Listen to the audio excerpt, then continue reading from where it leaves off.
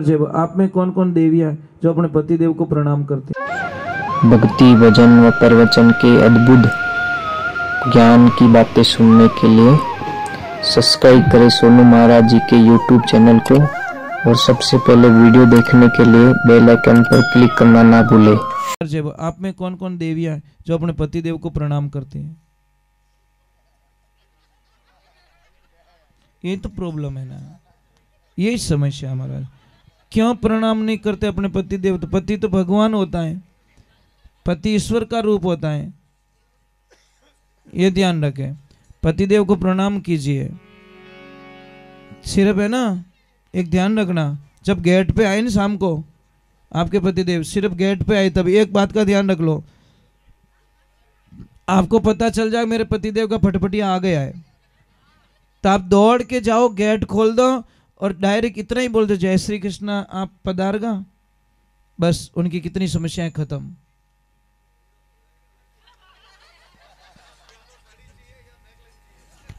नहीं, ये अच्छी जो पतिव्रता नारी होती नहीं, उसकी बात बोल रहा हूं। नहीं तो कोई कोई तो गेट मत ही धुआं काट दे। एक तो फटफटी हम तेल निट गो, पेट्रोल पंप भी बंद, पर ठीड़न घरे लायो और घर ही शांति नहीं है। देवियों, सच में आपके एक शब्द से आदमी को कितनी ताकत मिलती है पता है? खाली एक शब्द बोल दो, पतिदेव चिंता मत करो, मैं तुम्हारे हाथे हूं। और कभी पति में मुसीबत पड़ जावे ना, तो गहना मत देखना कि पापा करे हो, मम्मी करे हो, कौन करे हो, सब गहना निकाल के पति के चरणों में धर देना। पतिदेव आप हो तो मेरा पूरा श्रृंगार है, और आप नहीं हो तो मेरे पास कुछ भी नहीं है। ऐसे मत बोलना हो तुम्हारा पापा दियो, कहीं होती है महाराज, गिना है दे फटाफट, ऐसे नहीं होना चाहिए। चलो एक बार जय बोलते, बोलिए श्री भगवान की। हो सकता है मेरी बातें बहुत कड़वी लगेगी महाराज, सत्य कड़वा होता है, कहाँ मीठा होता है महाराज। और हमारा तो जीवन में एक ही सिस्टम है, हमको जाना है सच बोल के। हमारा गुरु महाराज के 100 किलो चांदी मत लेना, 1 किलो होनो ही गणो। तो बोले 99 किलो कम क्यों करवा रहे हो? कि बेटा 100 किलो चांदी से 60 लाख बने, 1 किलो होना रही 60 लाख बने, और 99 किलो बोझ खत्म कर दें। 100 झूठ बोलने से बढ़िया 1 सच बोल के, बस ये जीवन है। चलो थोड़ा भगवान के चरणों में चलते हैं। बोलिए सत्य गुरुदेव की, बोलिए माता पिता गुरुदेव की, गौ मात की। कितनी अच्छी बात बोली।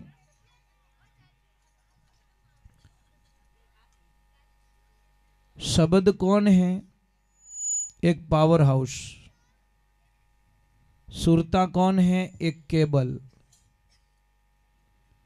ज्ञान कौन है? एक बल्ब। और वैराग कौन है? एक उजाला। समझ लीजिए, बल्ब कितना भी महंगा लेके आए आप,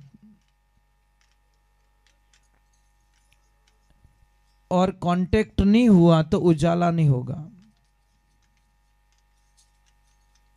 और इधर से भी केबल चलेगी, पर पावर हाउस से टच नहीं की उसको, तो भी उजाला होने वाला नहीं है। कोई सत्संग चल रही, कथा चल रही, तो एक दिन देखा कि कोई बहन थी, वो दूध वाली थी, वो चल रही थी, एक दूध वाली रोज हमेशा देखती कि महाराज इन लोगों को क्या सुनाते, ऊपर बोझ है। और एक दिन महाराज जी की नजर पड़ गई कि भाई हमेशा वहां खड़ी क्यों रहती, उसको बुला के लेके आओ। तो जैसे कोई शिष्य गया और बोला, भाई जी थाने बुलावे महाराज जी। आई, वो प्रणाम किया कि बेटा आप हमेशा वहां खड़े क्यों रहते हो? कि महाराज जी मैं सुनना चाहती हूँ कि यहाँ नहीं सुना हुआ जो को मन ही एक दिन सुनाए दो। ये रोज बड़े शांति से बैठे रहते कि बेटा कोई बात नहीं, सुना देता हूँ। कि कहीं के चलते रहो बजते रहो, चलते रहो बजते रहो। ठीक है, बाई को समझ में आ गया। अब दूध ऊपर है और एक ही बात बोल रही है, बस धुन में मस्त, चलते रहो बजते रहो, चलते रहो बजते रहो, चलते रहो बजते रहो। एक दिन वक्त ऐसा आता है कि जैसे वो चलते रहो बजते रहो, नदी पार करने के लिए उसको 4 किलोमीटर वहां जाना, ब्रिज से वापस आना, फिर अपने गांव वापस आना, मतलब 4 किलोमीटर जाना 4 किलोमीटर आना, ब्रिज को पास करना, क्योंकि गांव तो यहाँ था, सामने सिटी यहाँ थी, परंतु रास्ता यहाँ नहीं था, रास्ता 4 किलोमीटर दूर था, तो टाइम लगता था 1 घंटा 2 घंटे का। अब उस दिन वो बाई क्या हुआ कि शायद वो 1.5 घंटे में वापस चली गई। तो उसकी माँ को शंका हो गई कि ये लड़की रोज 4 घंटे से वापस आती है और आज 1.5 घंटे में वापस कैसे आ गई। तो उसके पति को बात किया, देखो मुझे कुछ शंका लग रही है, ये हमारी बेटी है ना, 2 ढाई 3 घंटे कहीं बिगाड़ के आती है, थोड़ा ध्यान रखो इसके पीछे। और वो पता नहीं क्या बोल रही है, अकेले अकेली बोल रही है, चलते रहो भजते रहो, चलते रहो भजते रहो, पता नहीं इसको क्या बीमारी हो गई है। मैं पूछ रही हूँ तो मुझे बता ही नहीं रही है, बस एक ही बोलती तुम भी करो, तुम भी चलते रहो भजते रहो, चलते रहो भजते रहो। तो उसके पिताजी ने सेकंड डे ध्यान रखा उसके पीछे, जैसे ही गए तो वो तो पानी पे चल रही है बाई, पानी पे चल के नदी पार कर रही है, पानी पे चल के वापस नदी पार कर रही है, उसके तो होश नहीं रही, ठिकाने नहीं रहे। लक्ष्मी हम तो इस लड़की पे शंका कर रहे, ये तो पानी पे चलती, क्या बात कर रहे हो। कि हाँ, उसको पूछा ये किसने बताया तेरे को। अरे वो वहाँ पे गुरुजी है ना, उन्होंने बताया, चलते रहो भजते रहो। गए गुरुजी के पास में, गुरुजी क्या कर दिया, हमारी लड़की तो पानी पे चलती है। महाराज बोले ये हो नहीं सकता, ये नहीं हो सकता, कैसे चल सकती है। अरे नहीं महाराज जी, उसने बोला बेटा कैसे चलते हो, नहीं आपने बोला चलते रहो भजते रहो, चलते रहो भजते रहो, ऐसे थोड़ी चलते, हम तो भजते भजते 80 साल के हो गए, अभी तक भी पानी पे चले नहीं, और तू 4 दिन में ही तैयार हो गई।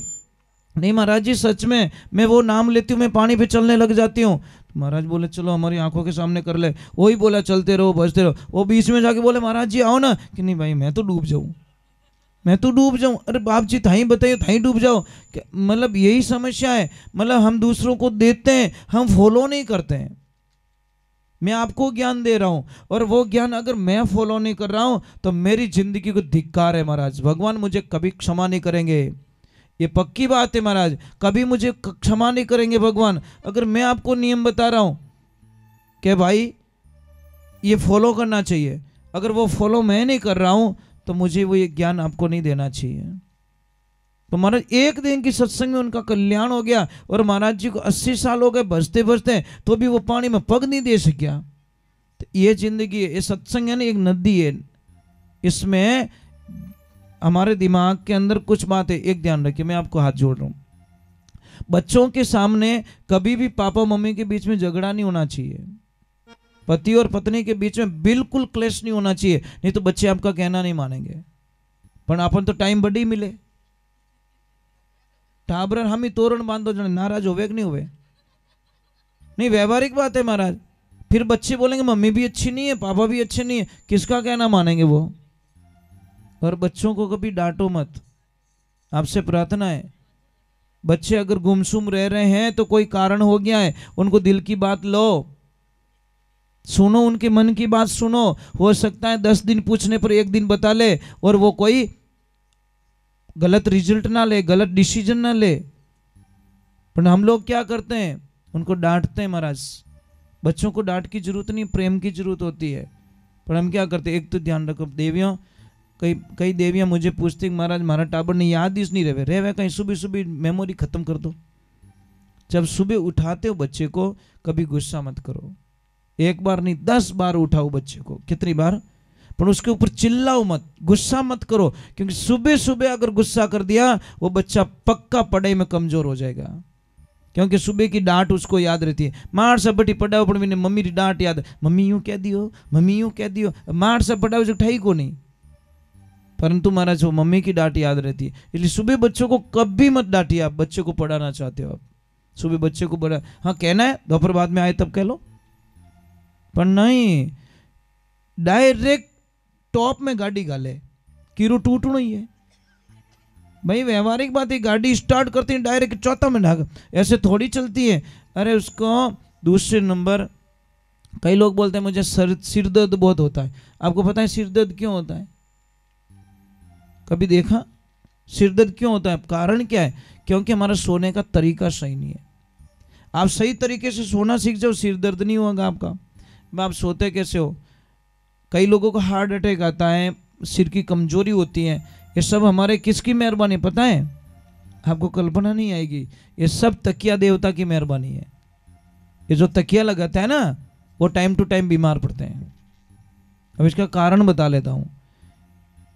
जैसे पलंग बनाई है तो नियम क्या कहता है कि भाई पैरों की तरफ से ऊपर होना चाहिए। आपको कभी लाइफ में हार्ट अटैक नहीं होगा।